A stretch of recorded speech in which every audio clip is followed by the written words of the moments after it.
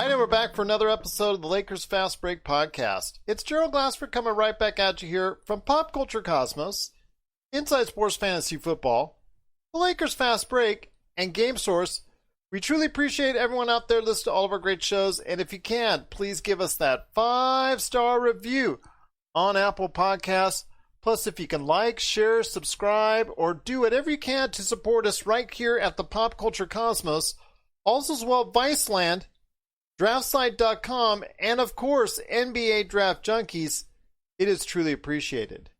We've got Shams up as far as Twitter, because there still could be lots of things happening when it comes to NBA free agency, although we have seen actually maximum contracts being signed here in the past couple hours. But we're still keeping an eye out if the Lakers are going to go ahead and complete the roster. But there's already been a lot of action already in NBA free agency.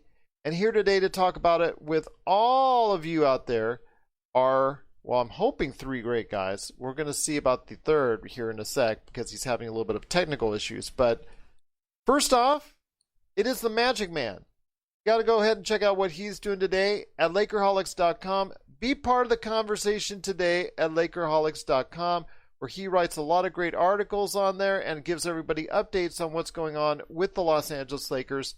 It is Sean Grice. And Sean, we're going to start off with the most controversial addition to the team. We're going to start off right there and put our feet into the fire. We're going to start off with Montrezl Harrell, who was signed over from the Clippers to Lakers.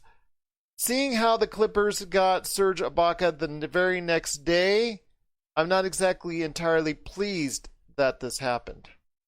Catch-22, isn't it, Gerald? We got a great player in Montrezl Harrell, and yet now we've had to watch Serge Ibaka sign with the locker room across the hall. Me personally, I'm with you in the sense that we need somebody in the middle desperately. If the ball were to go up right now, there's no one playing center for the Los Angeles Lakers. So we do need some beef in the middle, but mind blown at Rob Pelinka's silent assassination of the Clippers culture. I mean, my goodness, I did not see Montrezl Harrell on a radar. I didn't think it would be at all realistic for him to sign with us. But the amount of offensive versatility we have now, it just makes your head want to explode. Well, I'm going to say this. I think it's a good decision if you want him as a coming off the bench, as a backup coming off the bench in a similar role to that he's known already. Obviously, he's the 6th man of the year, so that's not to be discredited. I just want to say, it comes down to a playoff type scenario. That's going to be an issue. I think that's the problem when it comes right down to it, is the fact, can he go ahead and be that individual you need him to be? And I'm not sure, because his defense was very much in question. He was taken off the floor because of his poor defense in the playoffs, and his free throw shooting isn't anything to write home about. So when it comes down to the fourth quarters of regular season games and also the playoffs, I find it to be problematic for him to be there. I just think, in my opinion, or I just thought anyways, that Serge Ibaka was a better fit for what we were trying to accomplish with the block shots. In fact, LakerTom, who's coming up here in a sec, he had lots of articles already written out on Serge Ibaka and lots of thoughts on that. I mean, statistically, Tom is trying to make it so it's a little bit lessening the effect. I just am kind of worried about that, but I'm going to bring him on right now. It is LakerTom, the mastermind behind Lakerholics.com. And Tom, I want to go ahead and hit you up on this. Montrezl Harrell to the Lakers. I know you're going to try and put the fertilizer on this roses to trying to go ahead and make it sprout and give us the sunshiny thing on it. And of course, he's going to be a very prolific scorer off the bench. I get that. But there's rumors that he could possibly be the starting center, and if that's the case, I'm sure that's a misstep on Rob Pelinka's part. If I had my choice of whichever one I would take, I would obviously feel that Ibaka is a better fit for what the Lakers need. Everybody knows that I'm always in favor of a guy who can stretch the floor at the 5, and that's Ibaka for sure. However, when I looked at I was really surprised when I looked at the stats, because Harrell not only scores more points, makes more assists, blocks more shots, has more steals, plays more minutes, and has 6-point higher per. On top of that, he has a better offensive rating. The defensive ratings for the two players are almost identical, 105.8 for Harrell, 105.3 for Ibaka, and a 6.5 net rating for Harrell versus a 3.1 for Ibaka. So it's not exactly like it's being portrayed on Twitter that the Lakers made a huge mistake. I think what you have to look at is Pelinka paid a price, and the Lakers paid a price last year when they waited for Kawhi. And we're talking about a really abbreviated off season where we've got this, 3 days basically between you open free agency and you close and sign. And you just can't sit around and wait. And basically everybody thought Ibaka was going to go for a bigger number. He was asking for a bigger number. It turned out that because his play, other than his three-point shooting, is diminished, that nobody was willing to pay more than the MLE for him. Didn't he average a career high 15 points last year? He averaged a career high 15 points because of his three-point shooting. Well, but he's still, I don't know how that's declining. He's a career 2 blocks a game guy who blocked 0.8 blocks in the season, which is less than Harrell did. But I think the other thing that you have to look at too is how quickly can the Lakers recover? I think first off, Harrell is getting blamed for all of the woes that befell the Clippers during their collapse in the playoffs. Well, and it's I think not just him. He's been used as a scapegoat to protect Paul George and Kawhi Leonard's failures and Coach Rivers' failures. I think when you go down to it, we're going to see a different, he signed with the Lakers for a reason. He took that MLE early from the Lakers because he wanted revenge on the Clippers. He wanted to show everybody that it wasn't his fault, that he can adjust and he can be part of a championship team. And Frank Vogel, LeBron James, and Anthony Davis are going to give him the coaching support and the peer pressure to play the right way. I don't think he's going to be in the closing lineup, but I think he's going to have a huge impact as a sixth man coming off the bench. And it's not that expensive a deal. It's just a 2-year deal, player option in the second deal, and it's around $9 million. So it's not that huge of a deal. So I'm not exactly that upset about it. I'm just worried like you are, and like I'm sure Jamie is when we get on here on a second. I'm just worried that the Lakers are not going to be able to have that kind of advantage that they did last year as far as height, bulk, strength, things of that nature that they were able to go ahead and depends on what happens the rest of the free agency. Yeah, that's true. One thing you got to look at what the Lakers did is they replaced 3 players. They replaced Rondo, Danny, and the third guy I'm thinking of that they replaced.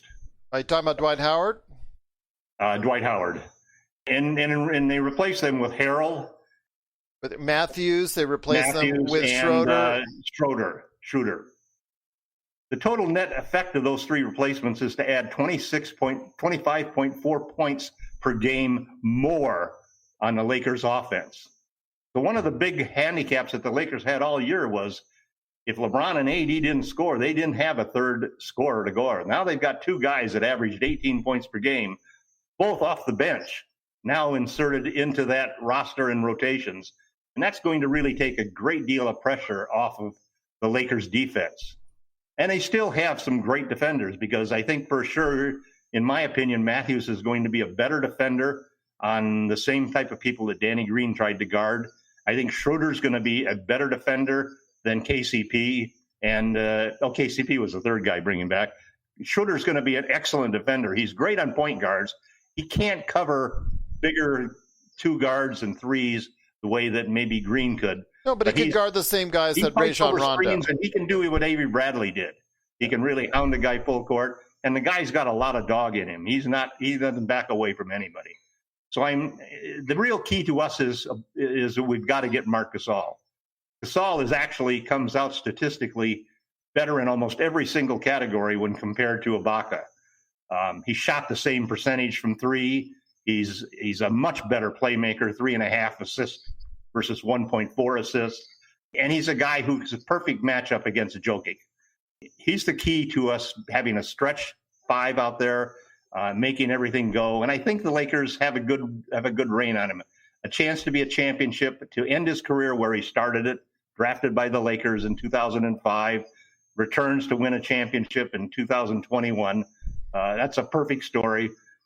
We just have to be able to work something out where we can dump McGee's $4.2 million, get a little extra money so that we can give Markieff Morris a little more than he would get playing with his brother on the Clippers, and then we'll be set. I think the pieces are in line, and it's up to Rob Pelinka now to do his magic. The thing I want to say is this, that it's going to be difficult for the defensive end, because I think that's where it comes down to. The Lakers won. People talk about the third man all year long. We always talked about the third man, and the third man was the defense for us as a team. And we keep trying to get Jamie Sweet in here, and I'm sorry that he can't. He's having some technical difficulties. But right now, the third man is defense for the Lakers, and not having that to the level I think that they should have it is kind of concerning to me. But then again, Marc Gasol, he looked really old last year. There's no better way to say it. I mean, he's looked really old. So hold on, Tom. Hold on. You could say all you want about the numbers and whatnot, but the eye test is also there, and he just wasn't as effective as he was in the championship year. He just didn't look it. He looked sometimes forgotten about in the offense of Toronto. Hopefully, if he does sign here, he can find a better fit and maybe find a little bit of rejuvenation, because he is a former Defensive Player of the Year. But again, he's at the tail end of his career, so we'll see what happens. Dwight Howard is at the tail of his career, so maybe you can find the same elixir for him. So I'm going to be hopeful for that if they do sign him. But I'm still concerned at this point in time that the Lakers don't have everything that they need to go ahead and go to war right now in the same way that they did last year. They may not have as many pieces, but they still have pieces to put out 5 guys on the court that can really play defense. Because you start with Schroeder at the point, you bring in Matthews at the 2 spot, you've got LeBron at the 3 spot, you got at the 4 spot, you hopefully will have Morris. And while we're all concerned about the center situation, once we get to the playoffs, we have the best center in the NBA in Anthony Davis. You've got Kuzma, who actually showed he can play very well against star scoring 2s and 3s. As long as they're not named Michael Porter Jr. Suddenly shifted and is going to become, just a 3-point shooting wild bunch of guys that can't play defense. We can put together a death squad that'll go out there and can basically shut down anybody in the league. As long as it's not Michael Porter Jr. and he's not doing a pump fake, because somebody's got to tell Kuzma, there is this thing called the pump fake. When you pump fake, you must stay down on the floor. Please stay down on the floor. But yes, isn't it amazing that Kuzma survived? Yes, it's amazing that so far. But I've only traded him twice today. Yeah, that's all. That's low for you. But I'm glad that he is still part. I mean, obviously his defense has improved, but yeah, him going forward, we're not sure exactly if he's going to stay on the team or not. I mean, Montrezl Harrell is going to be an issue. He's got to prove it to us. Offense is not the issue. The fact is, can he also combine a chemistry that worked for him, because he was a tremendous pick and roll player. He can't do much else outside of that, an offensive rebound and do things like that for you. But he's not an outside shooter. You got to create a pick and roll scenario with him. Don't give it to him down low or post up, because he wasn't really that great at that. It reminds me a lot of Dwight Howard in that sense. Pick and roll, pick and roll, pick and roll with Montrez. If you develop an offense which can incorporate him on that, that's good. While you're here, my friend, can you go ahead and talk a little bit about Montrezl Harrell? Because I don't know how much longer your internet is going to agree with you, but tell me about Montrezl Harrell and what's your thoughts on it. I don't know. Yeah, I'm out in the woods here. It seems like our connection is killing me today. I'm super excited about Trey, even if he's just a pick and pop threat. I'm excited about it. It's a better take than Jay Williams trying to tell all of us that Andrew Bogut could shoot from the perimeter. Oh, yeah, don't get me started on that one. But Clippers kind of blew it.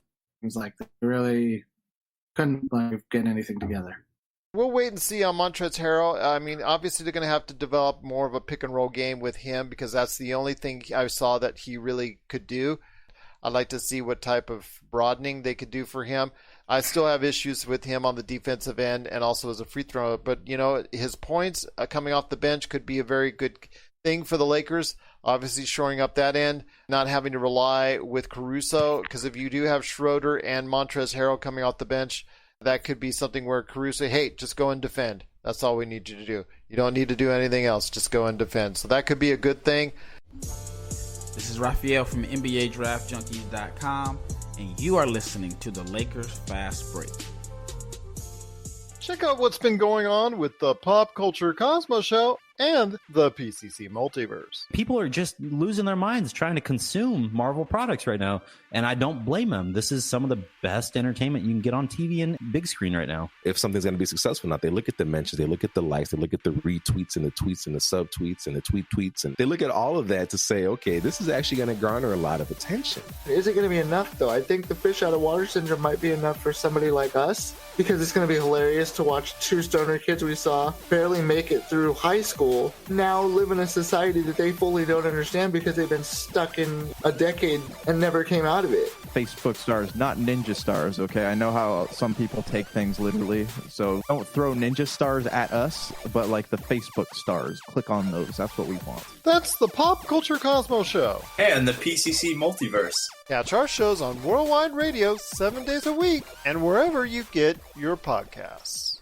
I want to go ahead and talk about Wesley Matthews real quick. I think that's a solid addition right there. Hopefully we can get one good year out of him. I know he's 34, but I know he's coming off as well a couple years removed from an Achilles injury, but he did provide a good year for Milwaukee. Tom, can you go ahead and talk a little real quick about Wesley Matthews? Let me add just a quick aside on how to use Montrezl Harrell. I think he's going to come off the bench for sure.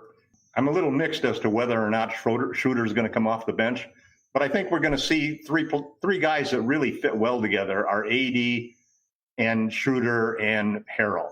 Yeah, I think Schroeder's going to start personally. I think Schroeder's going to start, but I think that what you're going to see is that when they bring that first substitution in and AD moves to the 5, I think you're going to see Harrell come in at the 4, even though he played almost exclusively a 5 with the Clippers. Because you want him playing with AD, because then you've got one guy who can stretch the floor and you got a guy who can attack the basket. And then you want Schroeder playing with him because Schroeder is a great pick and roll guy, and he's so quick that it's really hard to stop him from driving to the basket. He was one among the top 10 in the league in getting to the hoop. And that's exactly the kind of guy point guard who can open up easy plays for lobs to Harrell. So I think you'll see a lot of them playing together. I think that one of the best moves that Rob Pelinka did was being able to swap out Danny Green for Wesley Matthews. Because you're talking here about a $3 million guy for a $15 million guy, and their stats are almost identical. And if you watched any of the games that we played against the Bucks this year, there's maybe not a better defender against LeBron James out there than Wesley Matthews. He did a fabulous job also guarding Kawhi Leonard in the games that they played against the Clippers. So he's an inch shorter, but about 20 pounds heavier than Green is. And he's able to he has the quickness to stay in front of players that Danny didn't have. So I think there's a good chance that if Schroeder doesn't start, that you could see KCP and Matthews start, which is a pretty good defensive combination. And it's very similar to the starting backcourt that we had most of the regular season, when it was basically KCP and Danny Green. So it's going to be an interesting situation. I think KCP is a starter for sure. Then the question is whether or not you move him to the 2 and bring in Schroeder, or whether you bring in Wesley Matthews for defense.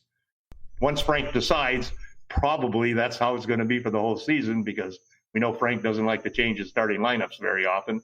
Another thing, though, is that we've got a lot of new players on the team, and it's almost like they were listening to you, Gerald, when you were talking about how that wear and tear on LeBron and AD. Rather than bringing back the old crew, we got rid of 2 35-year-olds and 2 34-year-olds and 1 33-year-old and replaced them with guys that are younger. we now have Well, of we the did get 10 a 34-year-old. Wesley is 34. Yeah, but of the 10 players that are on the roster now, if you count AD, who hasn't actually signed, 7 out of those 10 players are the same age or younger than Anthony Davis. The Lakers have suddenly become a much younger team, and I think that that's going to be something when you look at this schedule that's coming up that's going to be a huge advantage, because we've got a lot of young legs now to go out there and a lot of points to be scored that will allow LeBron and AD to take their time during the regular season. One thing I want to ask you, Sean, is KCP. KCP, that was a little bit out there. He was getting offers from all over the place. It was rumored that he could have been going to New York. He could have been going here. Could have been going there. He did ultimately sign for the Lakers 3 years, 40, although the third year is a partial guarantee. Clutch Sports doing it again. And with Montrez, it's clutch, so it's become more clutch than normal. So I want to ask you this, Sean. When it comes to KCP signing, 13 was right around where Tom and I had said is probably the limit on where we'd go. So I think I'm okay with it. I think he got a nice raise, a well-deserved raise. I'm hoping for the same type of consistency. But even if he goes back to reverts to a year where he had like last year, where it was like, that made all the Lakers fans cringe out there, you can easily trade that contract and get something or build to something better with it. So KCP right now I think is a really solid deal. I don't have a problem with it. Neither do I.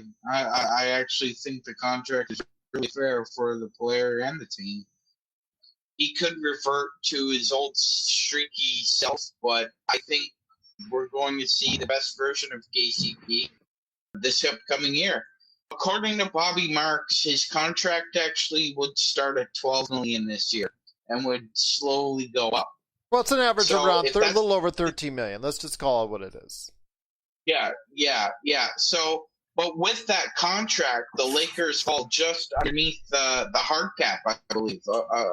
According to all the numbers I'm reading, we're just a hair under $1 million under that. So we're going to spend the next few weeks discovering who the next 5 Lakers are. I think KCP's contract is great.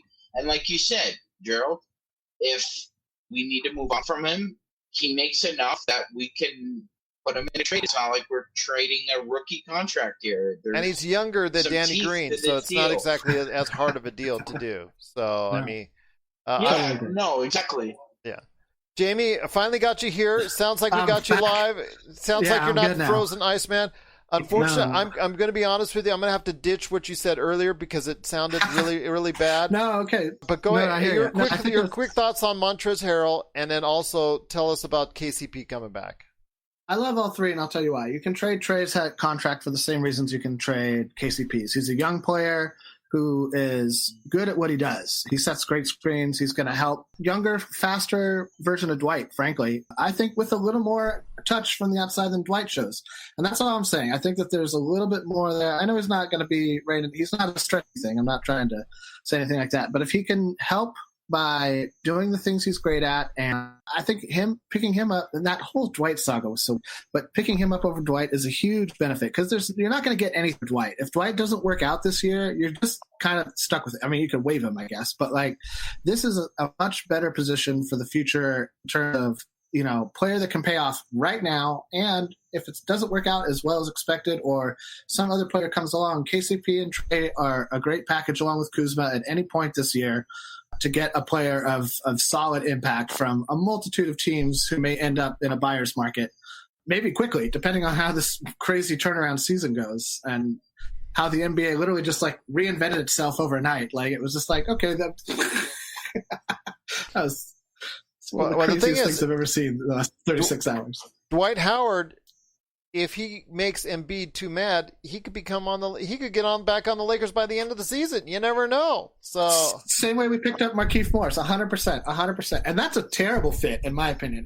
That is a bad fit for Dwight. I mean, they have to be thinking to trade Simmons at this point because I don't understand how that makes that was special to me. It would be better with a McGee, somebody who's a little not just planted in the paint, but I mean, whatever. It is what it is. Like, I think that 76ers team might go down in flames this year. I have a bad feeling about that one. Go ahead, Sean. They made a terrible trade. They traded Zaire Smith to Detroit for center Tony Orlando.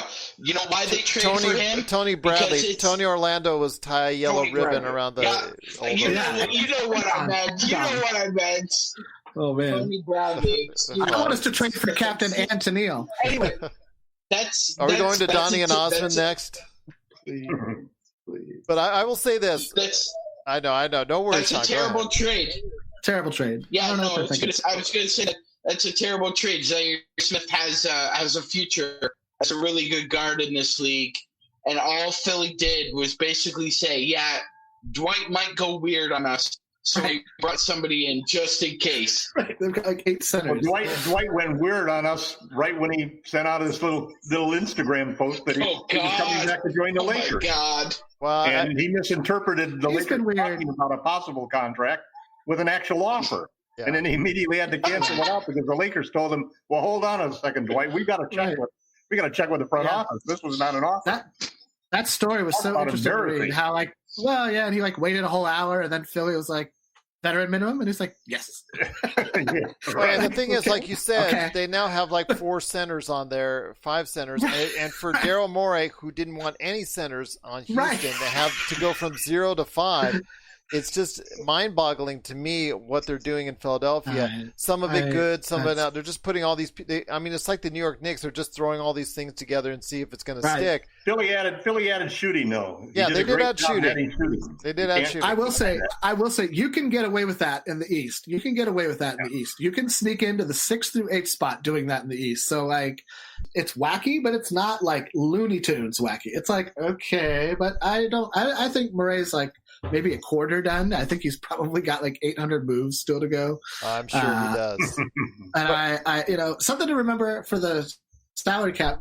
MagicMan mentioned the cap, and I don't know who our two-way players are this year, but those don't count against the cap. And so I think you could end up seeing a little bit of at least Costas. I'm not sure. I think because he's a second-round draft pick, you can't do that with THT. He's under whatever his deal is. I think it's not. Tom is going to like this. You're going to have to see more of THT. Whether we like it or not. So I like it. The Lakers coaches predicted that he was going to be part of the rotation this year. I thought it was no mistake that he got playoff time. Kind of iffy on that. But go ahead, Jamie. Yeah. I mean, he got playoff time. That was a big indicator that there was a high. And in the first half, no, exactly. In the first half, he basically helped back up LeBron and AD. I'm not trying to say he came anywhere close to filling those shoes. But, I mean, against the Houston team that, a lot of people thought would give the Lakers a harder time than they did, he showed up pretty well. I mean, in a way, it was just another kind of thumb at the nose of what the Rockets had done all along, which is we want all the stars. We're going to, and it was grit versus glamour. He's got wiggle room to get to the rim that a lot of guys don't have. He reminds me a lot of waiters in that sense that But I've got 4 words, though, that are going to be told. They're going to be asked, they're going to be said, but can he shoot? That's the thing. That's the problem. That's the way he's going to be able to stick in this league. That's the way he's going to be able to stick on a rotation. He's going to have or can he play defense? Well, if his 7-1 has hands like same size. Have all. Well, we'll see. I'm very leery about THD, again, because of the fact that I think he's very athletic, but you're talking about putting essentially a rookie in there because he has had very minimal NBA time. But he's going to have the chance now over the course of the next few months, like we talked about, because you're going to see less LeBron, you're going to see less AD, you're going to see less of the individuals that you're normally seeing because of the chance to go ahead and get some rest or these back-to-back-to-back deals or all these things that they're proposing in the schedule. So you will get a chance to see THT. So this is his time to go ahead and prove to me and prove to everyone out there that he is worthy of the time that's going to be allotted to him. But guys... go ahead. I'm sorry. It is a prove it to me league, and I think that's spot on, Joe. We're going to see a lot of games where the leading scorer for the Lakers is going to be Dennis Schroeder or Montrezl Harrell. Yeah, I could see that, especially the first 2 months. They added 24 points to the rotation. with just those two guys. Well, then, like Schroeder and Trey are going to make magic together. Again, for me, though, it comes down to playoffs, and you play defense in the playoffs. A lot of that scoring goes away, and it comes down to can you play the defense. Schroeder, I think, can play the defense. I've seen him 100%. play the defense.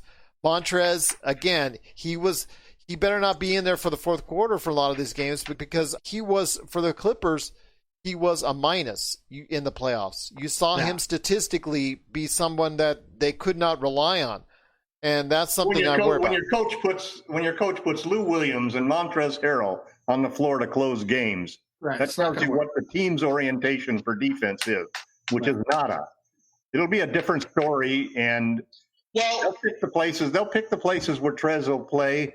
And he'll have to learn to play better team defense, or he won't get minutes. I hope so. And it's only a 2-year contract, so I'm not and it's a second year on his part. Bad. 1-year contract, and he's got a player option, and he's going to get bigger offers next year. Oh yeah. He's got cap space next year. Go ahead, Sean. Sorry, James. Go ahead. Yeah, I was just going to say what Doc did was stretch out that lineup. Like, for example, there'd be times in the game where he'd switch offense for defense. He'd have Lou Williams in an offensive possession with 30 seconds left. And then if there was 12 seconds left and they had a 2-point lead, he'd substitute Lou Williams for Bev. And he did the same thing with Harrell at times. He would substitute Harrell and bring in Zubats. One thing was clearly demonstrable of this season is that Kawhi did not like playing with Montrezl Harrell. For whatever reason, a lot of people love to talk about Kawhi and that he's the Terminator and he doesn't really show a lot of emotion. There were times when he was visibly frustrated at Montrezl Harrell, and everybody in the arena knew it. So before we head on, it's the other way around, because Harrell didn't like playing with Kawhi either. And when you score 2 points in the fourth quarter in a closeout game for your team, you don't have much that you can go and argue about other players not carrying their load. Kawhi Leonard, Yeah, no, but here's the thing: Kawhi's played with a variation of centers. He played with Aaron Baines. He's played with Marc Gasol. He's played with Jonas Valanciunas. So for him to kind of call Montrezl Harrell out for his defense, it's strange to me. He's played with a variation of people. He's not a center. Is the problem. He's 6'7". No, he's really not a center. He played nothing but center for the Clippers. It's ridiculous. Would anybody have rather seen PJ Tucker for the money we gave Montrezl Harrell? I would have.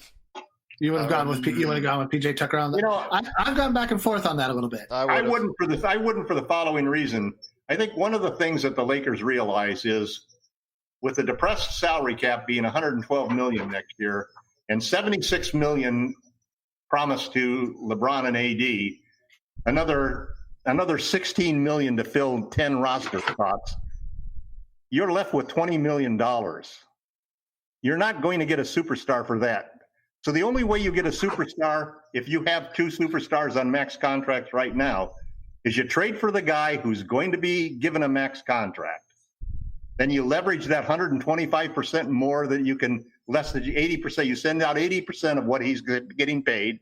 You get him inside, and then you max him with his bird rights so that you can go way over the cap to do it. That's the only way you can get it. So what have we done this year? We've gone out and we have 3 contracts from guys. We have Schroeder, KCP, and Harrell, all on contracts. The total of those 3 contracts happens to be $40 million. What? 35% of the salary cap happens to be $39 million. The Lakers know that. That's why they're giving this KCP the 3-year contract. They know they can't get a third superstar unless they trade for a guy and use bird rights to go over the cap. So they've gotten now pieces that they didn't have last year because Kawhi prevented them from doing it.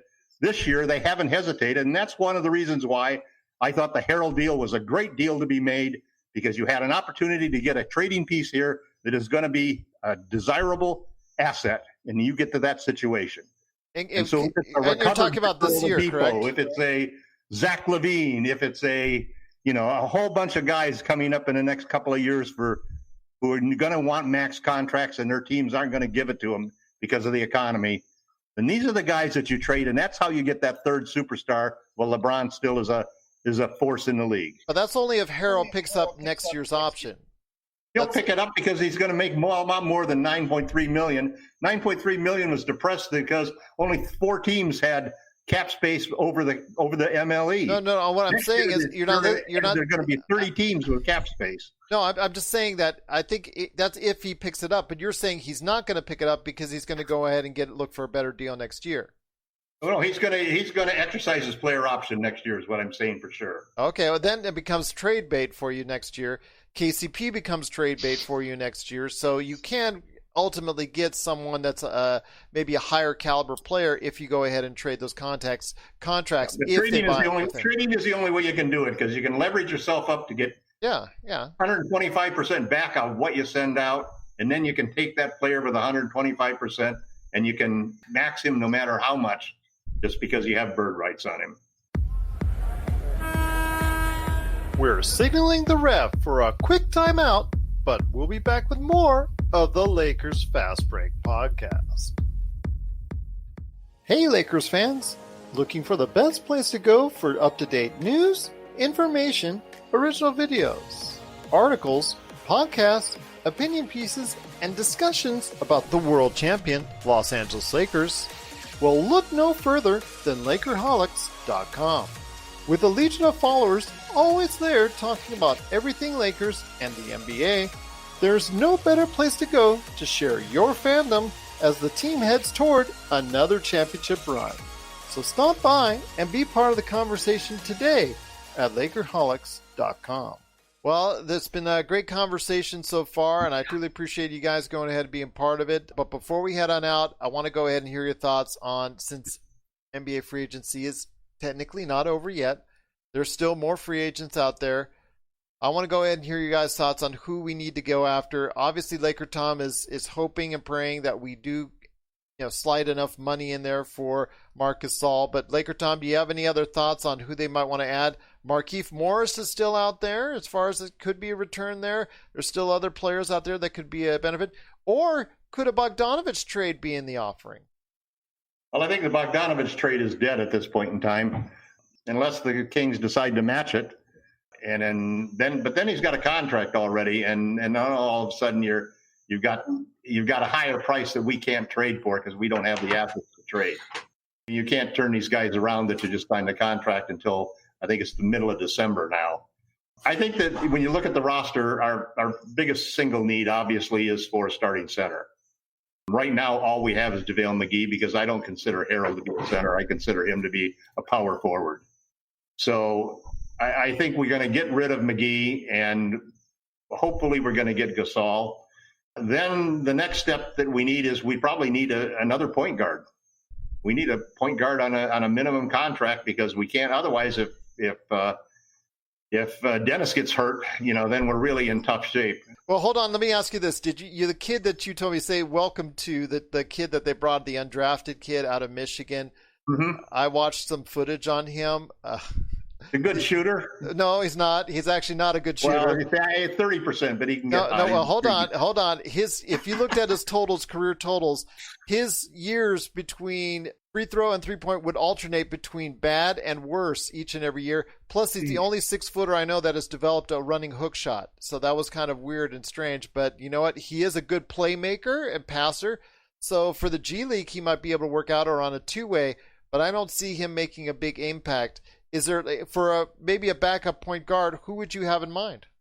Austin Rivers, if he goes for the minimum. He just signed with the Knicks. He won't go for the minimum. Yes. Too bad. He won't go for the minimum. No, I would say Jeff Teague, DJ Augustine. Jeff Teague just signed with Boston. Augustine signed. Oh. The Augustine signed as well. Sorry. Oh, Sorry. So we need a point guard. We need a point guard. We need a point guard at some point, and we need another small forward. Yes. Big reason that I've been a little hesitant, even though I've had Kuzma in a couple of trades. I had Kuzma and McGee in a trade to the Raptors, 3-year contract for Gasol, but the second and third year is not guaranteed. And Chris Boucher, which I thought would be a nice swap. I'm not going to give up Boucher. Boucher, it's a nice young talent. Well, Kuzma's just as talented as Boucher. It's just a different level of talent and different. So I had that as a possible trade. Then you look down the road, and we just have to, at some point in time, you have to get Gasol because he's the key. You can go out and find a backup center. There are still guys out there. I think Cousins obviously is probably one of the people that the Lakers are going to bring in. I was going to shoot at someone who we know that we're very familiar with here on the show, that Dwayne Dedman. Dwayne Dedman just got released by Detroit. Dedman. Had a horrible year last year, but the year before, as not only as far as block shots, rebounding, and also three-point shooting, he's a name that could go out there for the minimum because he's on a contract now that he just got waived from. He still has to make $13 million, so could be a name to be interested in. Yeah, but and a former Trojan, fight on. Detroit's got a lot of centers, but you're not going to cut a guy like that. He's already been cut. He's been cut. Dwayne Dedman's already got. Yeah. Has he been cut? Yeah, because remember Detroit collected like 17 centers in the past week. I know they had a whole bunch of centers. I didn't know that they cut him already. Yeah, they cut him already. I think Dwayne would be a good catch. I think Boogie's going to be one of the centers. Small forward. The other side of it is that all of a sudden we don't have any small forwards to back up LeBron. Well, if you get Cousins, do you need Gasol? No. Yes, because nobody knows what you're going to get with Cousins. I mean, I'm the biggest Boogie supporter. I think he could be terrific, but the initial readings were he wasn't even going to be ready to play on December 1st or December 22nd when the league started. I think that's why you do hold on to McGee, because then you're just I don't see why it's so terrible to hold on, especially. Well, you got to get rid of McGee because you can't keep McGee and get more. The $4 million. That's the problem. Sure, but I mean, let's say that Gasol is McGee became totally unplayable in the playoffs. I mean, totally unplayable. And he was that way in the second half of the year and in the bubble, too. Jamie, need I go ahead and send you an entire list of podcasts from the month of September and October and tell you LakerTom each and every episode? No. Do I need you to send you a whole set? Do I need to send like on a gift box or something like that? I love JaVale as a guy, and I love the way that he accepted the diminished role. And I mean, I heard somebody suggest that we trade him for the 15th man. To replace Jared Dudley, the league's best 15th man. But you can't have two cheerleaders. Oh my God! Dudley's a lot wiser and smarter basketball player. Go ahead, Sean. Than McGee is. Go ahead, Sean. Yeah, no. I was gonna say I love JaVale's game and his personality, and for the most part, I loved his time as a Laker, although I do have to agree with Tom. I thought in the second half of the season, his production and his motivation, I thought, tailed off. Now, to be fair to him, health is always a concern with this man, because if he does get sick, if he gets a flu, if he gets pneumonia, it's not like a video game where he's rated an 85 and he has the flu for 2 weeks and he comes back and he's an 85 again. It doesn't work like that with JaVale. It takes him a good month, 6 weeks to just get over, a flu or pneumonia. And that's also a concern now with a pandemic. And we're in the flu season again. So on top of the one guy I have circled right now that I would hope at least he would be listening to is Garrett Temple. Garrett Temple has just been released by the Nets. And without Kyrie there. Well, go ahead, Gerald. The thing I want to ask you is he a better option than Quinn Cook? And we just waived Quinn Cook, which that's something. It's kind of disappointing. I understand he didn't get much time with the Lakers, but he does provide a three-point shot. I know he can't do much for you on the defensive end, and our LakerTom is probably not in love with him. But Garrett Temple's a little bit bigger, can play a little bit better defense, but not quite as consistent from the outside. So I think we'll put things in perspective there. Yeah, no, he's not the greatest outside shooter, but he can run a team. Yeah. So I just feel having a guy like that, like Tom said, if Schroeder's ankle twists up or he gets a hit one or something, at least you could have Garrett Temple there to help Alex Caruso or Wes Matthews in the backcourt. Well, there you go. There's a go. I mean, Caruso's our backup point guard at this point in time. Jamie. Although LeBron's really the starting point guard. Yeah. Let's put things in perspective, Tom. Yeah, exactly. LeBron's number one. Schroeder's going to be right there starting or playing off him and also be the backup point. You need a third. Garrett Temple wouldn't be a bad deal at all. But Jamie, if there's anybody that you're looking at, I mean, LakerTom suggested a few. I suggested a couple. Sean has suggested a couple. Is there any other names that you would like to have that's out there that's feasible at this point in time? I mean, nobody jumps out at me. I mean, we're really talking about guys who are going to be, 8th, 9th rotation players on this team. So I feel like 12th and 13th rotation players. Right, exactly. We're talking about guys who we're hoping don't get hurt. I don't know that JaVale's contract is that tradable. I don't know that we're going to be able to move him without including a resource. Second round pick will do it. I talk to Oklahoma City. They'll take anything. I don't know. Who needs? I guess. Call them up and they'll say, we'll take it. Or Detroit. Detroit needs more centers. Oklahoma City is like, I know. And the Knicks do, too. The Knicks need an all 12-foot. Oh, my God, dude. I can't. Yes. They actually could, as could Boston, but I don't know what happened to Boston. People leave Boston as if they're about to be murdered there or something. It's like, Jason Tatum, he took $200 million. Well, yeah. No. Well, those guys are obviously the franchise has made a new secret that they are their future, and the guy I wish we'd gotten instead of Harrell that I would have gone after is Christian Wood. Signed a deal for $13 million a year. He signed a KCP deal. I think you get a toughness with Harrell that you wouldn't get with Wood. I think that Wood has. You get a physicality. You get a physicality that reminds me of Dwight. That's exactly and a chip on his shoulder because of the Clippers. I can't wait till we play the Clippers. We'll see. I mean, I'm not. Let's see how we ease into the season here after 2 months off. It's gonna be rough. That's why I'm glad we got Schroeder. Like, I think that's good. All the guys we got have dog in them. That's the one thing I do like. Okay, well, but let Jamie. Let Jamie finish on exactly what he was trying to say. Go ahead, Jamie. I would just like to see us pick up. I would like to see us pick up another point guard. I'm fine with rolling with. I'm fine with rolling with McGee at the 5, Trey at some spot 5, AD at some spot 5. Everybody at spot 5. Everybody, LeBron at the spot 5. Caruso spot 5, whoever.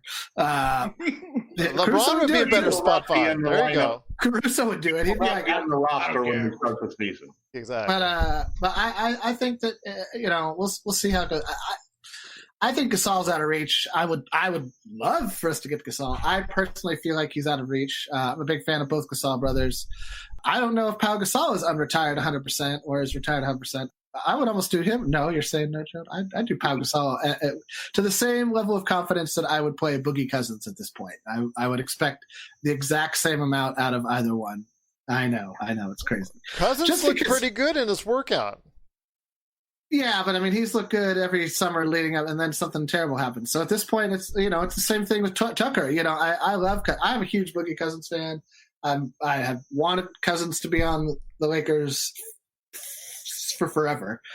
When we didn't trade him for Andrew Bynum, I was like incredibly annoyed, and I'm still annoyed to this day about it. But I mean, we're talking about a guy who's gone through an Achilles injury and a knee injury, and as we've seen with a lot of players, that is a lot to overcome and contribute at a high level in the NBA at the NBA level. So 10 minutes out of Gasol or 10 minutes out of Cousins, and who breaks down first is really the question that Gasol hasn't had those major injuries. That's the big difference. Yeah, once you have one of those injuries, there's another 10 or 20% higher probability. Gasol has had some issues with his feet. And plus he's 40. He's 40. Yeah. So he's 35, Gerald. He seems like he's 40. I think he's 48. I think he's 48. I think he's 90. No, he looked really slow in Milwaukee. But Sean, you'd be surprised how much younger he looks when he plays with LeBron and AD. I would go with Dedmon. I would think Dedmon's younger. Plus, I have some inside intel that he's been working hard out there. But go ahead, Sean. So So our Deadman information is coming from Raphael, I presume? I'm not saying that either which way. Go ahead, Sean. What's the information? I'm not saying. I'm just saying Somebody's that cousin who talked to somebody's brother who's talked to somebody's something like that. Who, yes, I'm not going to say who gave me that information, but I have sources. But go ahead, Sean. You raised your hand in class. Go ahead. I know that's your Twitter handle. I have sources. Your burner Twitter handle. Yes. Go ahead, Sean. Go ahead. Okay. I was just going to say, I have more faith now that we can trade JaVale's contract after seeing the general job that Mitch Kupchak did with this Batum situation. Yeah, you know what, Mitch? We'd like to get something back in this transaction if we could. How about you just trade us Nicholas Batum for Gordon Hayward? Well, Nicholas Batum has been waived. And I would love to get Nicholas Batum. He'd solve our small forward problem. Yeah, but this is what happened though. Like, Ainge asked Kupchak to include him in the trade, and they laughed at him. I'd rather waive Nicholas Batum and pay him $9 million not to play for me than to trade him to you, Ainge. Oh, there you go. You. Well, he did the sign and trade last year. They did that sign and trade last year. Yeah, I was surprised that they didn't do it this year. Well, they're not. But I mean, are you seriously going to call up Mitch Kupchak, formerly of the Lakers, and Michael Jordan, formerly of the Chicago Bulls, who you have a personal rivalry with? I mean, Michael Jordan hates your guts, and you're going to call up and have the balls to ask Mitch Kupchak to include Nicholas Batum in a trade so you don't get hard tapped? Oh my God, I could just see Mitch Kupchak and Rich Cho just laughing their asses off as they hung up the phone. All right. So we're going to go ahead and close off at that because when it gets into old Mitch Kupchak jokes, I'm not exactly, I still have bad memories. We still remember we're still living through we're still paying for Mitch Kupchak's actions. But before what happens though with the Deng deal if the Deng request gets approved? Then it changes everything, and we'll let Mitch Kupchak off the hook then, because Mitch Kupchak did help us win 2 titles. No, he won't. We won't. 2009, 2010, he was there. He was the GM. He helped. He engineered the Pau Gasol trade, so we'll give him a little bit. He was fine until he paired up with Jimmy. Yeah, well, then he went all downhill from there. But okay, before we head on out, we want to go ahead and give everybody a chance to go ahead and plug what they're doing for LakerHolics.com. I do want to thank all the people that have been watching. I know we've had a great crowd watching our banter back and forth today, even with all of our technical issues. But I want to thank you for bearing with us and truly appreciate it. Well, it's not just you. I know Sean has had a little bit of issues there as well. LakerTom, I'm going to start with you. You've got 5,000 articles in the chamber going on at LakerHolics.com. So tell us what's going on with LakerHolics.com and your site as well. You've also got a Medium.com article site where you've got a lot of articles going up there as well. I'm in the middle of an article that will probably be posted tomorrow.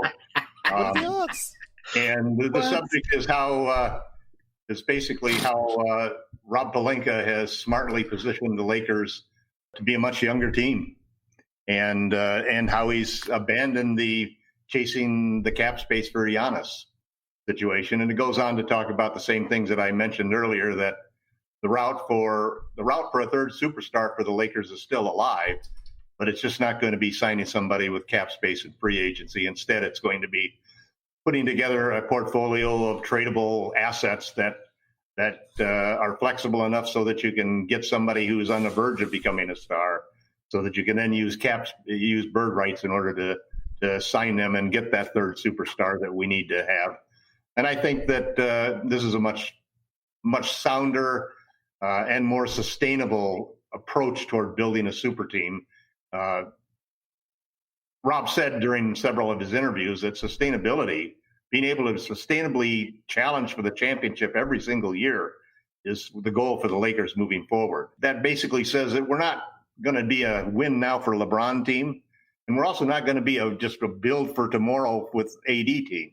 We're going to be a team that wants to every year improve. And I think the proof of the pudding in that particular statement is how he approached this offseason. there's bigger changes than anybody expected the Lakers to do. All of the run it back guys have got to be this, shell shocked right now at the changes that have been made. And there's going to be more changes coming down the pike. And I don't think Kuzma is convinced that I'm not convinced that Kuzma's out of the woods yet. I think a lot depends upon what happens, because we do need to land Gasol, and we do need to make some moves to shore up the point guard situation, and then we could use another small forward. So there's still a lot of work to be done, and I'm sure Rob is manning the phones right now and trying to get the solutions to those problems, because the season is coming upon us very fast. I mean, training camp starts in 6 or 7 days, is it? The season starts 1 month from now, 1 month from today, I believe. Yep. And you're just in an accelerated pace. I think we've done a great job in the offseason getting enough new, younger bodies in the team that we can really handle a load and give some load management to LeBron and AD. And the other players like KCP and so forth who really didn't have any break.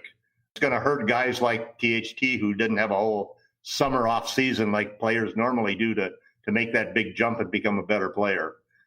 So it's still a great time. The site has been so busy that I want to thank everybody for hitting up LakerHolics.com. Absolutely. God, I have not. There have been times when I can't. My Wi-Fi won't even get me through to the site without clicking a half a dozen times. You know what? That's okay. Upgrade your Wi-Fi. You can. I'm gonna hook up. Yeah, you can upgrade your Wi-Fi. You know what? Thank everybody for making it so difficult for LakerTom. I wish you would do it more often.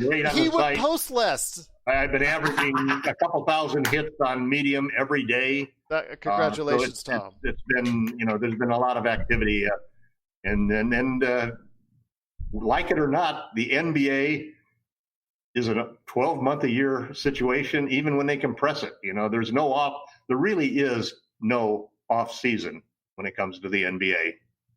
Well, first of all kidding aside and our banter aside, congratulations on your success on your Medium.com site.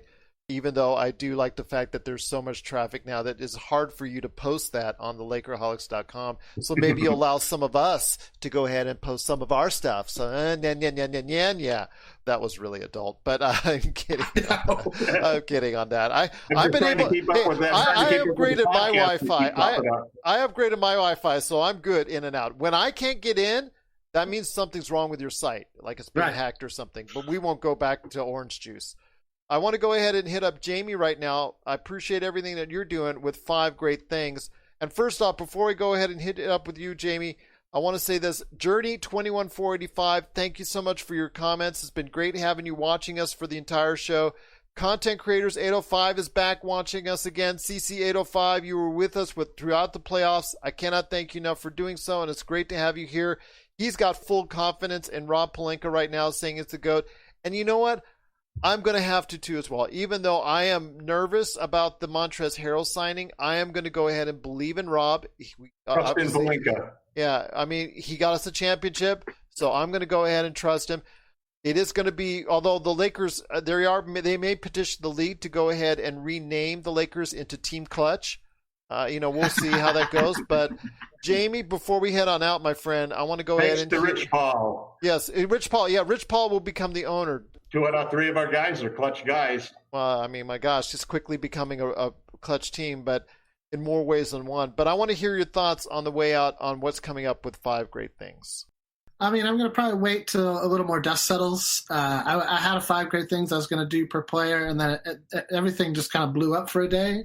And I was like, it was just, let's let the dust settle a little bit and just see how this ends up. Although I think that there's some really interesting looks with what's coming in. So I've got some things coming down the pike.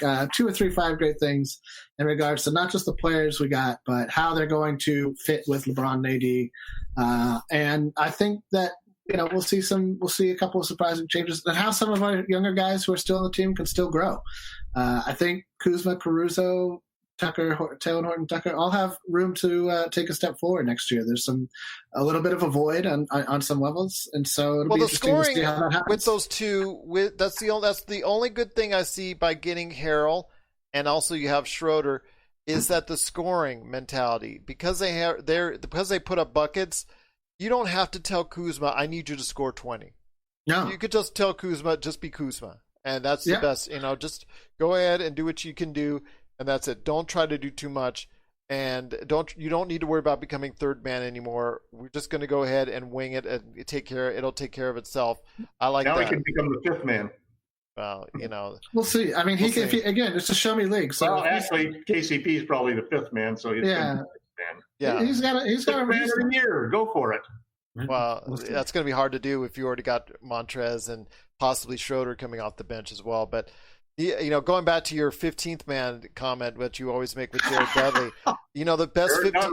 the best 15th man of the year last year in the NBA just signed for $41 million in Houston. Congratulations to Christian Wood. But going ahead, Sean, he was like the sixth or seventh man on that team. And then worked up to third. He was 15th. He started out as the 15th man. Jamie. It doesn't count. It doesn't count. It does count to me. It started. Yeah. Technicality. Jared Dudley is undefeated as the 15th man of the year. No, Jared Dudley in the NBA. Jared Dudley's not the best 15th man in the NBA. He's going to sign again, but he does have a championship. I'll give him credit for that. Sean, I want to go ahead. I know you've been very patient with us, bantering back and forth as always. But before we head on out, we got to go ahead and hit up what you're going to be writing about when it comes to LakerHolics.com. Well, I appreciate all of Jared Dudley's contributions, but I'm not going to be speaking about the equivalent of Elmer Fudd on the Lakers for the Space Jam team. Oh, John, come on, man. But anyway,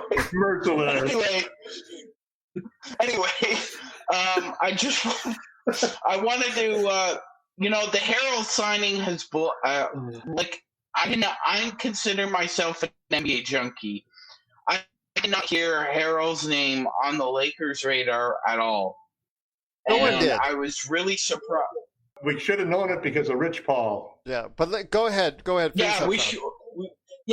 No, I mean we should have, right? And that's kind of what I'm writing about here. Is that there was Harrell and see who else Rich has clients. Harrell going across the hallway. It shouldn't be a big shock after reading between the tea leaves, but we were all shocked. I'm personally glad we have him. Look, he's an advanced replacement for every offensive category in place of Dwight. He was second in putbacks. He was, I believe, he was second in charges drawn. He was seventh in contested shots. So it's not as if he's a negative defender. It was a series of circumstances I felt last year that led to that whole Clippers culture imploding. And obviously this time around LeBron won out. Even trolls like Jason Whitlock had to give it up for LeBron on the weekend that he got the best of the Clippers this time. Oh, did he ever? Well, we'll see what happens when it comes to the rest of free agency for the Los Angeles Lakers, a.k.a. Team Clutch. Does this mean I have to go ahead and change the show name into Welcome to the Team Clutch Rich podcast? Paul has a contract with his podcaster host, and I was going to break this to you after the show, Gerald, but not me. I wish it was me. You would see the grin from ear to ear if I was being paid by Clutch. Yes, although Rich Paul, you can call me. Get my go ahead, DM me. LakersFastBreak at yahoo.com. Actually, at LakersFastBreak on Twitter. I'm right here. We better all check the list of Clutch clients that aren't Lakers. Yeah, exactly. It's going to become Team Clutch. And you know what? If they win another championship, how many do we have now? 6? Yeah, it's a lot. Well, if you know what, they can call themselves anything they like. Team Clutch, the Los Angeles Lakers lineup. We could close games with the Clutch lineup. Well, it doesn't matter because for the lineup. To me, you know what? If they win another championship, it's all good. It's a Clutch lineup. 5 guys. Okay, yes, we get it. Clutch. But I want to go ahead and close this on out, my friend, because I got a lot to edit when it comes to this show. But when it comes down to it, you please check out all the stuff that's going on at LakerHolics.com. You got to go ahead and check out all the videos, all the podcasts, all the great articles that LakerTom, Sean Grice, Jamie Sweet, and also the great banter they have. Look at the comments. You know, normally I don't tell you to go to the comments on a certain site or a certain place or social media or whatnot. Sometimes the best place to go at LakerHolics.com is the comments. Stars on LakerHolics.com. Yeah, I try to not interject too much, but I look at it from time to time when I don't tell these guys, and I just see the banter between LakerTom and Jamie. That seems to go on for days on end. It never ends. It never ends, indeed. So even for that alone, we do thank you for going ahead and visiting LakerHolics.com. I appreciate everyone out there listening to the tremendous amount of shows I had last week. I really worked hard last week putting out 6 different podcasts and also an extra video on top of it. So you want to check out LakerHolics.com. You'll see all the great podcasts that are there covering the draft, covering the early part of free agency, covering the trades, and great additional podcasts on top of it. So you want to go ahead and check out our channel, subscribe today, but also LakerHolics.com. Check it out. It's all right there for you. But guys, it's so great talking to you. Hopefully it'll be less technical glitchy on that. I'm hoping. That's up to the internet gods on that one. But again, everybody out there, I do truly appreciate you watching. CC805, Journey 21485, thank you for your great comments. And before we go, I got to tell you, as soon as we're shutting down, you know what happens? The Lakers do indeed confirm the signing for Marc Gasol. So Marc Gasol will be joining the Lakers. It's a 2-year deal. We'll see if he lasts the entire 2-year deal. But we've got at least 1 year left of Marc Gasol coming back to the Lakers after he was a 2nd-round draft choice originally for the team. So Marc Gasol is coming to the Lakers, and going out in a trade to Cleveland is JaVale McGee and a 2nd-round draft pick to the Cleveland Cavaliers for Alfonso McKinney and Jordan Bell. Those contracts of theirs are both non-guaranteed. Both will have to be somewhat at least partially guaranteed in order for the money to work out. So we'll see in the next coming days if both of those players are going to be staying with the team or not. But it's interesting to see if they're going to be waived or how that's going to work out money-wise. But we are now going to get Marc Gasol coming to the Lakers, and we will be talking about that this week. The guys from Lakerholics hopefully will be back to discuss this before Thanksgiving. We're going to discuss as soon as the dust settles a little bit more on free agency. The Lakers still have more work to do, and hopefully we will be able to find out the true 15-man roster for the team coming up this week, and we'll talk about it more right here. What should I say? At the Clutch Fast Break Podcast? No, you should not. Okay, at the Lakers Fast Break Podcast.